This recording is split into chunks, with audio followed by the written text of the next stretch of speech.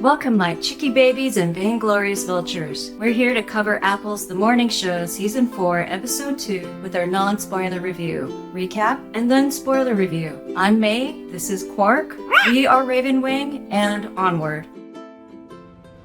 If last week's premiere was the setup of the chessboard, Episode 2 knocks over the table and asks, who is making the rules here, and at what cost?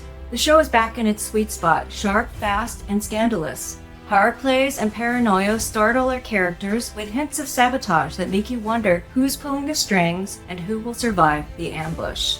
Alex is juggling enemies, allies, and some very 2025 problems that make paranoia look like a rational coping tool. You think I'm paranoid, but they're still after me. Bradley's come back round the mountain, and let's just say awkward reunions are her specialty. Meanwhile, Corey's slithering to and fro, hunting for meat, and Wilcella's behind closed doors business close in on her. The writing this week crackles with urgency, snark, and just enough ridiculousness to remind us this is network drama at its juiciest. Even side plots like Chris trying to balance her family with her impossible schedule underline a central theme. Power always costs somebody something. It's sharp, fun, and biting. Ow! In all the right places. The tower's shaky, and we're here for every glorious wobble.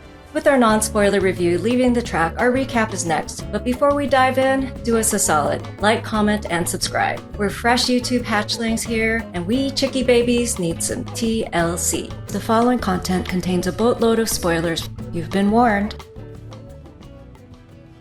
Episode 2 proves that the morning show never met a conspiracy it didn't want a swan dive into. Bradley's back at the studio and the hellos are warm, until Yanko pounces, angling to make her squirm on air about her brother's Jan 6 involvement. Bradley fumbles, but still swallows her guilt over deleting the video. Later, she tries to drag Chip into her conspiracy hunt. He's not having it until he realizes the whistleblower is Bradley's old assistant, Claire.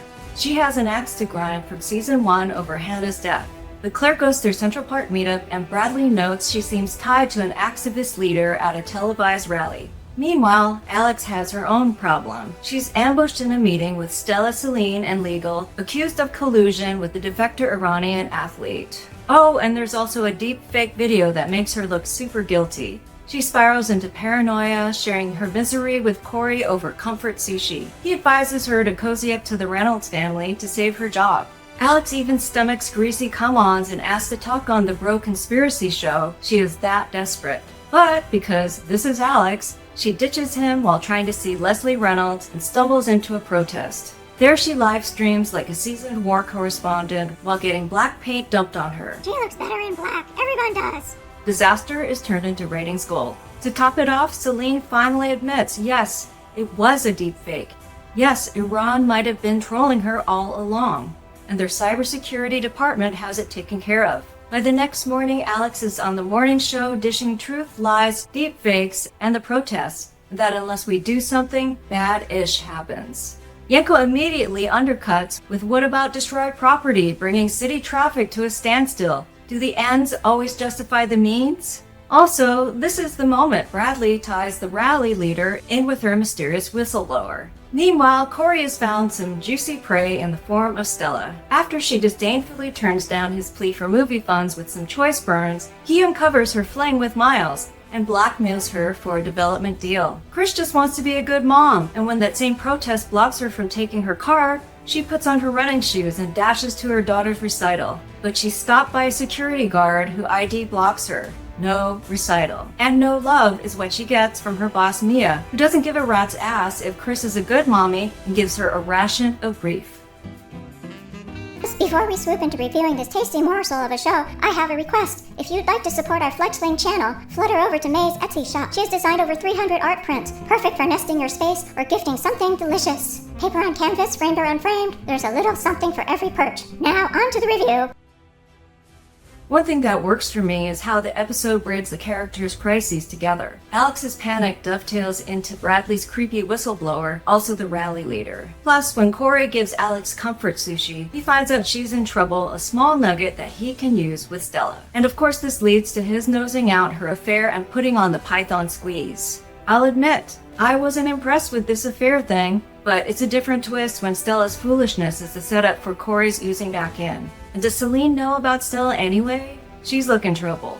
The show's real thesis this week? Power is a game of smoke and mirrors, and even if you're exonerated, someone's already plotting the next takedown. This came up in many tasty bites. Alex's dive into deepfake paranoia is justified. Iran is trying to take her down, and even though she landed on her feet for now, sharks are lurking in the shadows, like a certain man scorned. Bradley's paranoia ties back to old wounds. She's back in the limelight, but the whistleblower mystery rips open wounds from the Hannah storyline from way back in season 1, grounding her arc in painful history rather than internet hijinks. It's smart connective tissue. The show reminds us that its characters can escape their pasts. The morning show also thrives on making its characters look both foolish and brilliant in the same breath. Alex loses her mind stuck in traffic, then gets paint dumped on her, but still bravely reports live on the protest. Corey switches from taking it in the rear to butt kicking with a flick of his forked tongue. It's messy, undignified, and fun all at the same time. And even if you're a key player supporting this house of cards, you could still trip on your own runner's feet.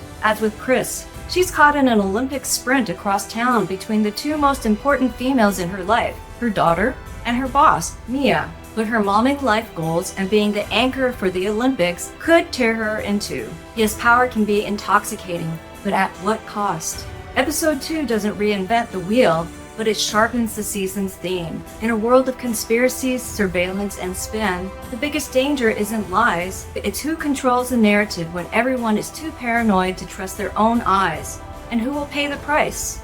And we have questions. Is Celine saving Alex because she knows about Stella's affair and wants to oust her? What is Claire really up to? And what is the next pitfall for Alex? Pair all of this with our non-spoiler reviews note about women being in charge, and you've got the season's core tension. Power is finally in the hands of women, yes, but they're constantly questioned, undermined, or even blackmailed by other players seeking power, justice, or revenge. It's messy, it's biting, and yes, it's still addictive. And it proves again why the morning show works best when it leans into chaos.